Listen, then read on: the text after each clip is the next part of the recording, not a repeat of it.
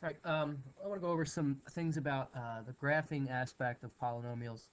One of the things you're going to be asked to do on a test involving polynomials is um, graphing it, but not only coming up with what I have here in red, but you're also going to have to come up with some information about what you found.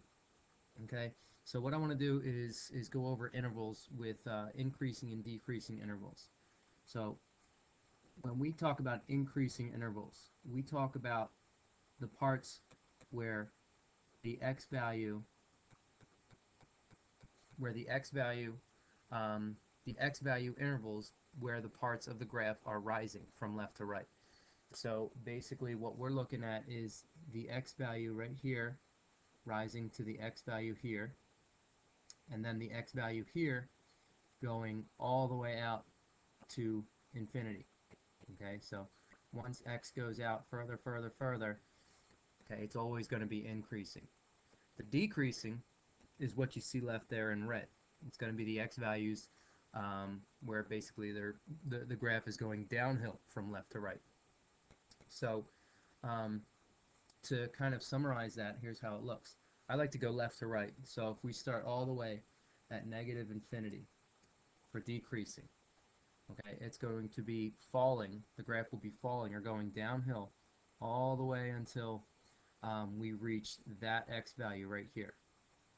So that x value is one of the minimum values, which we have as being negative 1.33 or 1.3. Okay, the increasing part starts with negative 1.3. Okay, and then again, that's the value, that's the part right here, and it's going to go up till about where the maximum is, 0.2. Then again, we're going to be falling. We're going to be falling from 0.2 all the way to what was that next one? 1.1. Okay, and again, if you found this information, if you found these, the minimum and maximums, you will the increasing and decreasing will be a lot easier for you. The last increasing part is going to be this x value here all the way out. So that would be, what did we leave off with? 1.1,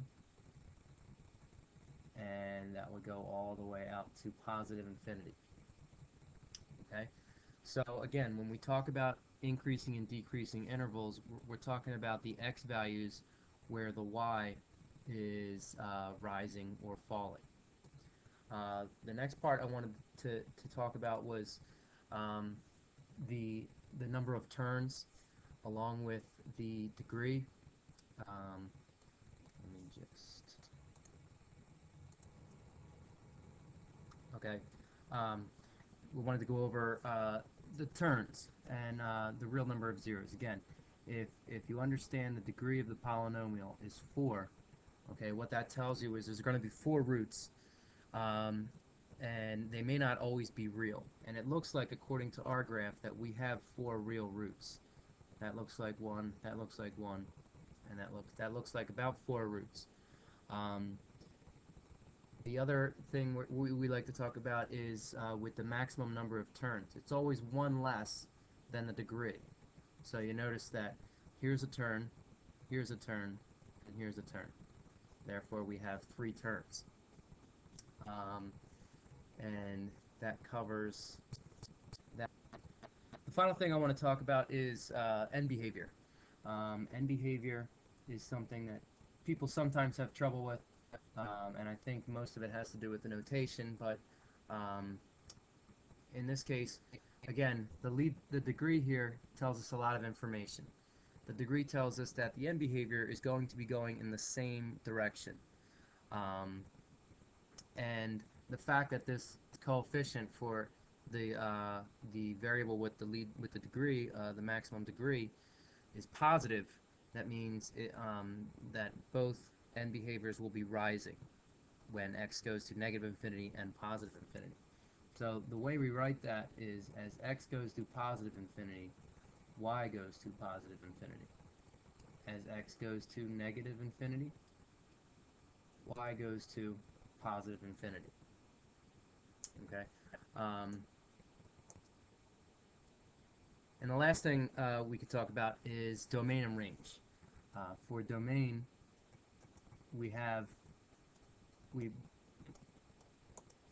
for domain what we're talking about are x values.